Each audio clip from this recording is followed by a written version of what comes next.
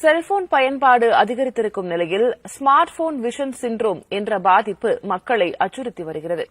அதன் அறிகுறிகள் என்ன, பாதிப்பிலிருந்து தப்பிப்பது எப்படி என்பதை நியூஸ் அண்ட் வியூஸ் பகுதியில் விளக்குகிறார் செய்தியாளர் வேதவள்ளி. இன்னைக்கு உலகமே சுருங்கி உள்ளங்கையில வந்துருச்சு அப்படின்னா அதுக்கு ஸ்மார்ட் போன்களும் ஒரு காரணம்.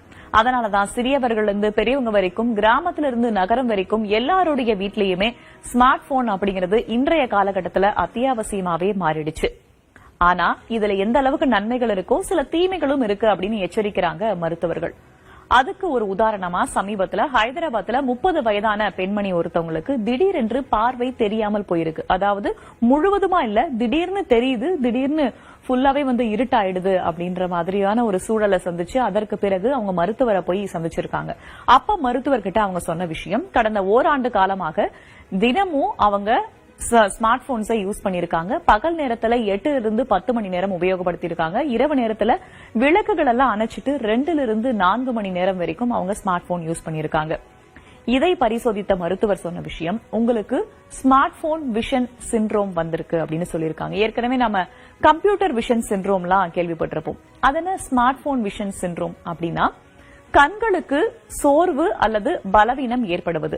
எப்படி நம்ம ஒரு ஜிம்ல போயிட்டு ஒரு ஒர்க் அவுட் பண்றோம், ரொம்ப நேரம் பண்ணிட்டு இருக்கோம் அப்படின்னா ஒரு 5 நிமிஷம் நமக்கு ஒரு கேப் தேவைப்படுது, ஒரு இடைவெளி தேவைப்படுகிறது இல்லையா? அந்த மாதிரிதான் கண்களுக்கும் சோர்வு ஏற்படும், கண்களும் பலவீனம் அடையும் தசைகளை போலவே.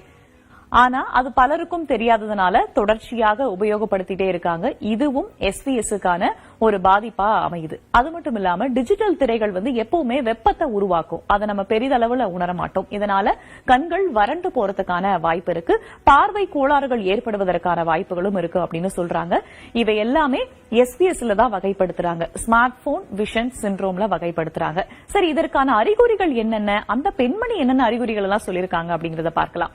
தெளிவு அவங்களுக்கு குறைஞ்சிருக்கு. அதாவது ஒரு குறிப்பிட்ட இடைவெளியில் இருக்கிற பொருளையோ அங்க குறிப்பிட்ட இடைவெளியில் இருக்கிற எழுத்துக்களையோ நான் இவ்வளவு நாளா படிச்சுட்டு இருந்தேன், ஆனா இப்ப என்னால படிக்க முடியல, அந்த தெளிவு எனக்கு குறையுது அப்படின்னா அது எஸ்விஎஸ்க்கான அறிகுறியா இருக்கலாம். அதே மாதிரி திடீர்னு அவங்களுக்கு பிளாஷ் எல்லாம் வந்து போயிட்டு இருக்கு, ஜிக்ஸாக்கான கோடுகள்லாம் இடையிடையே அவங்க போயிட்டு இருக்கு. அது மட்டும் இல்லாம திடீர்னு அவங்க பார்வையற்றதாக மாறிடுறாங்க. திடீர்னு நல்லா கண்ணு தெரியுது, திடீர்னு பார்த்தா இருண்டு போயிடுது. இந்த மாதிரியான அறிகுறிகளை அவங்க சந்திச்சிருக்காங்க. இதை பரிசோதித்த மருத்துவர் சில தீர்வுகளையும் முன் வச்சாரு. முதல் தீர்வு நேரத்தை குறைத்தல். நீண்ட நேரம் நம்ம போன் பயன்படுத்துறத குறைக்கணும் அப்படின்னு சொல்லியிருக்காங்க. அதே மாதிரி தூரத்தை பராமரித்தல். இன்னும் சில பேர்லாம் பாத்தீங்கன்னா இங்க வச்சு பயன்படுத்துவாங்க. அப்படி பயன்படுத்தவே கூடாது, குறிப்பிட்ட இடைவெளியில தான் பயன்படுத்தணும் என்ற அறிவுறுத்தலை மருத்துவர் வழங்கியிருக்காரு.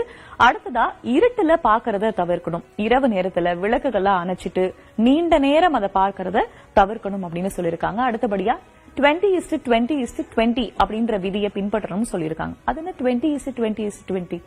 20 நிமிஷத்துக்கு விடாம நம்ம ஸ்மார்ட் போனை பயன்படுத்துறோம் அப்படின்னா அந்த 20 நிமிஷம் முடிஞ்ச உடனே போன் எடுத்து வச்சுட்டு 20 அடி தூரத்துல ஒரு 20 வினாடிகளுக்கு பார்க்கணும் அப்படின்னு சொல்லியிருக்காங்க. இதன் காரணமாக இந்த தசைகளுடைய அணுகுமுறையில கொஞ்சம் மாற்றம் ஏற்படும். அதனால பார்வை குறைபாடோ அல்லது பார்வை கோளாறுகள் நம்ம தப்பிச்சுக்கலாம் அப்படின்னு மருத்துவர்கள் ஆலோசனை வழங்குறாங்க. இதெல்லாம் ட்ரை பண்ணி பார்த்துட்டேன், என்னால முடியல அப்படின்றவங்க தயவு செஞ்சு உடனடியாக மருத்துவரை அணுகுவது நல்லது அப்படின்னு சொல்லப்படுது. இந்த ஸ்மார்ட் போனால இது மட்டும் இல்ல, இன்னும் சில பிரச்சனைகள் ஏற்படுது. ஒன்று உடல் பருமன், இன்னொன்னு தூக்கமின்மை, தூக்கத்துடைய நடுவுல திடீர்னு எந்திரிச்சிருக்கிறது. இந்த மாதிரி பிரச்சனைகளும் ஏற்படுவதற்கு வாய்ப்பு இருக்கு.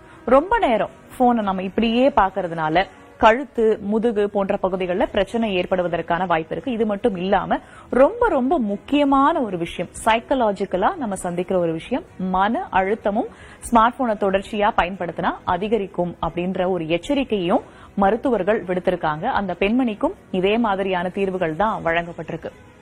அளவுக்கு மிஞ்சினால் அமிர்தமும் நஞ்சு. இது உணவுக்கு மட்டும் இல்லங்க, ஸ்மார்ட் போனுக்கும் பொருந்தும்.